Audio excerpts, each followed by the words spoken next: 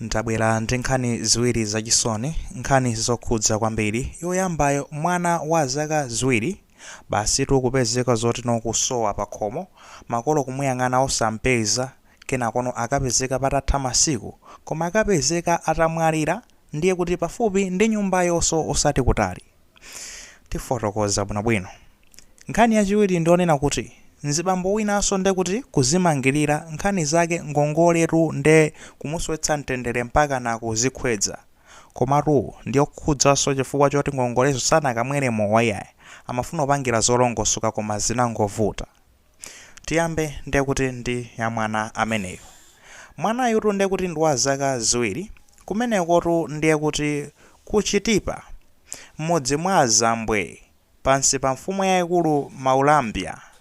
Talakatanena kuti mwanayu wa zaka ziwiri dzina lake Dangase Mlenga. Ndomwe chinachitika ndichonena kuti muziwa 2 years ndi zaka zochepa kwambiri. Kamwanako sikanambe kuzindikira, ndipo anali mwana wa mkazeti.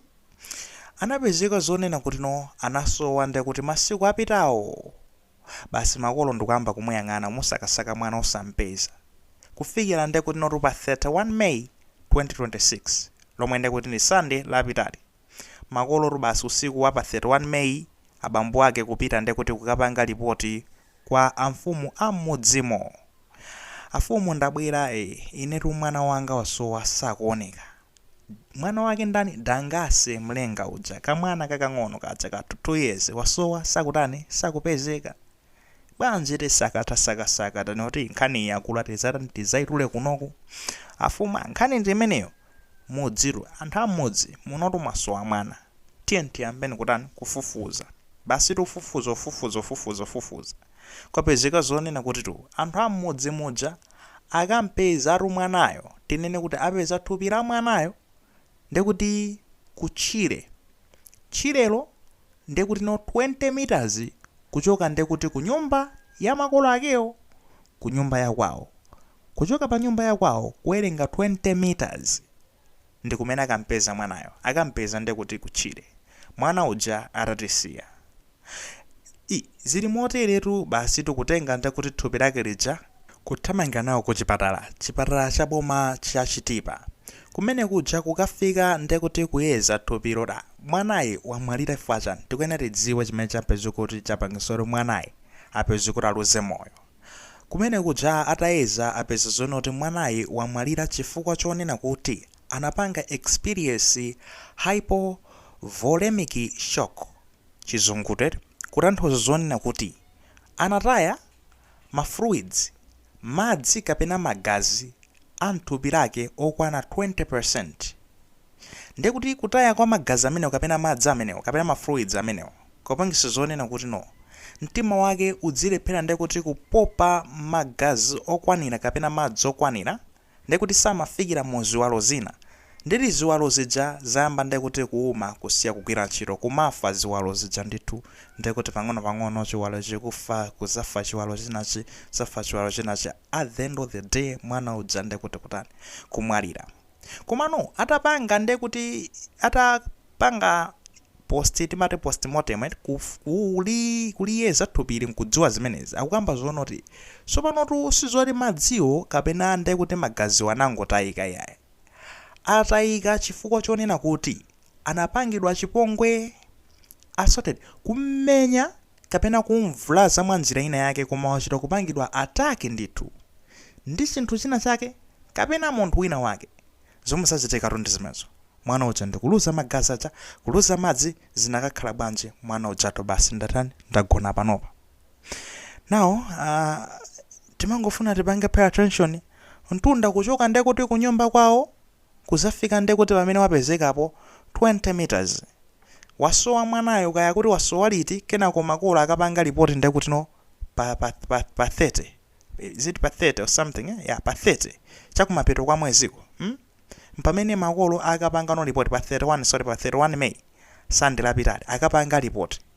Ndekuti kuyamba kufufuza anthu mudzofufuza ndikumpeza pafupi ndekuti ndichani ndinyumba. Tinene kuti makolo sana te kuzungulira kuti yese kasakasaka mtsire mosakapeza osampeza mwana. Something is missing. Pali china chake chomweno sindiuchiona bwino iya. Nchifukwa apolisi sanachedwenso kunena kuti 20 meters pafupi ndi nyumba yanu. Inu oyamba ndekuti ambomanga inu. Apolisi amanga ndekuti amayi ake amwanayo, abambo ake amwanayo onse atengera ku polisi ali mchitokosi panopa afunse mafunso afotokoze bwinobwino. Sizingatheke zonena kuti 20 meters pafupi ndi nyumba yanu ndenu mukalephere kumpeza mwanayo ndikumapita mpaka umakalipanga ripoti kwa fumu. Something pali china chake akafotokoze nditu, otherwise this is wrong. Children are innocent. Tiana timakhala tosalakwa timakanda iti, ndipo dziko likwenera likhale dziko labwino kwa iwo.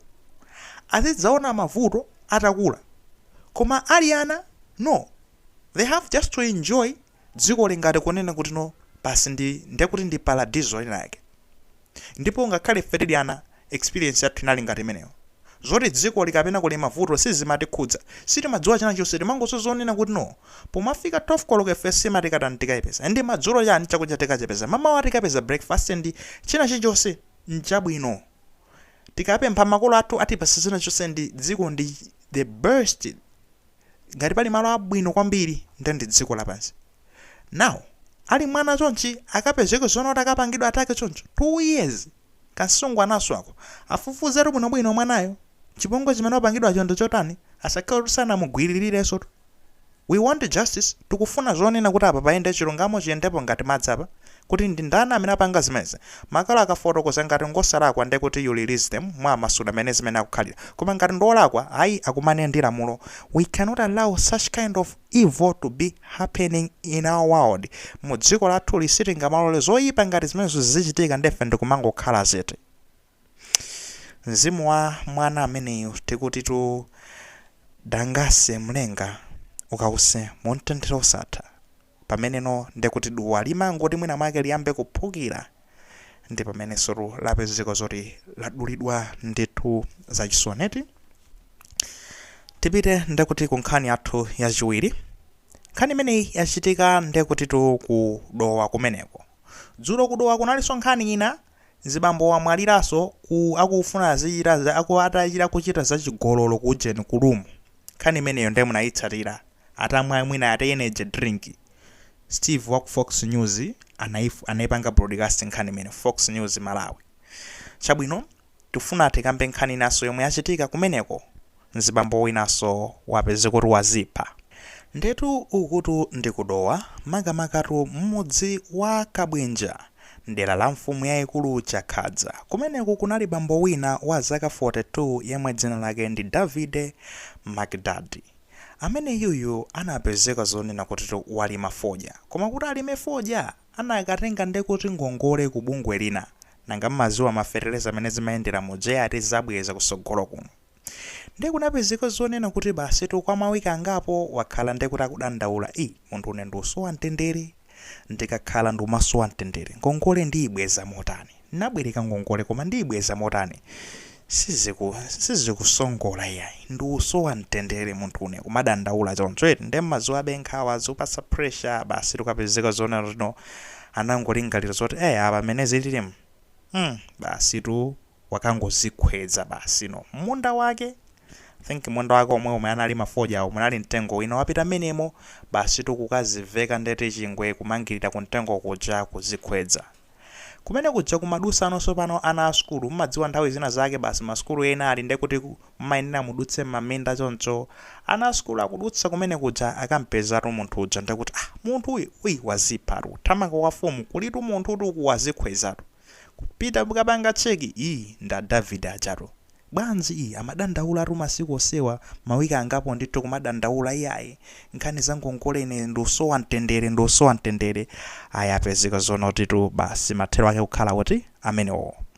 Komatu iyeyu ndi zoti anali pamitala kunena zino anayenda akazi angapo ndithu mukuziwa, koma akutinso mabanja ake osamayenda subwinoso.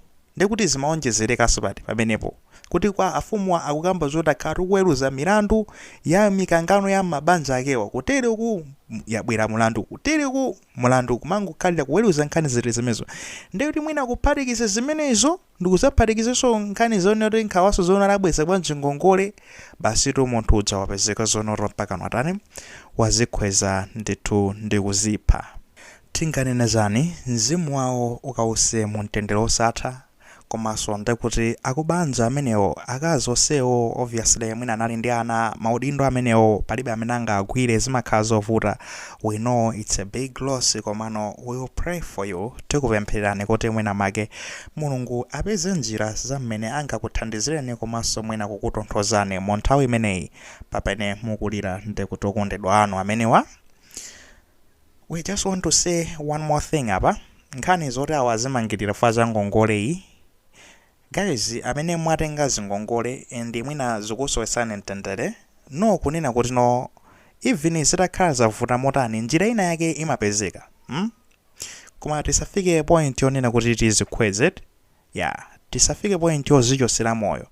Fande kuti no tikachosa moyo wonso muona paibetu amene tu apezeke zoti tu ndakati achotsa ngongole zija tikungowasirabe moyo ukachoka sizoti ndakuti ngongole zapita tingowasirabe ndekuti anthu atsala adza ndi ma pressure ngati amenewo.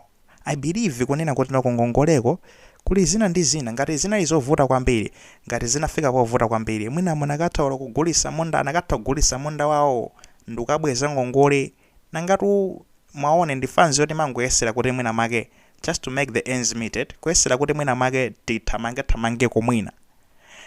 Obviously ndiye kuti ma responsibility pamenepo kubwera pamenepo anayesera kuti mwina make akalime koma kuona ndiye kuti mafoja awonso ndi mmene zimayendera kumisika zosagwira anakapanga bwanji komano tikunena kuti pamakhala njira zina zake mwina tizitha kumadekha ndikulingalira mwina mozama apatipanga bwanji anakatha kugulisa munda mmene tikunenenamo. Okay, tisizoona kwinako kuli bwino munda upite kusiyana ndi kuti moyo upiteti mulungu amaziwabe mmene angathe kutisamalira kusogoloko. Koma ngati zinafika pono taya papande ndi uchilosowa mtendere mwina nakatha kumalingalira zinthu ngazimenezo ndi magameti ndi ma pressure unena kuti mwina make tili ndi zingongole. I know ngongole sitimangogweramo kwa chifukwa choti tifuna mwina make mwina moyo ukhoza usintha titatenga ngongole nkuyika pa business upanga zani koma mmakhalanso muli ma risk ngati amene wotino tikhoza kupangapo palibe ndengati tapanga palibe tizathana nazo bwanji zingongole zimenezo koma osafikapo zichotsera moyo. Anthu akamati dandaulira magayizi tiyeni tidzayandikire kuonesesa zonena kuti no tikuwalimbikitsa osangowasiya kuti akhale okha iyayi amadandaulatu munthu koma ndiye kuti anthu amangomvetsera kuti abasi osapasa kwa maganizo ena ake mwina tizitha kumayandikira anthu wankuwathandiziraso kusiyana nkodera kuti tasiye mpaka nakatayike choncho. Mzimu wawo kausse mu mtendere osatha mzimu wa mwana wonso kausse mu mtendere osatha akuti.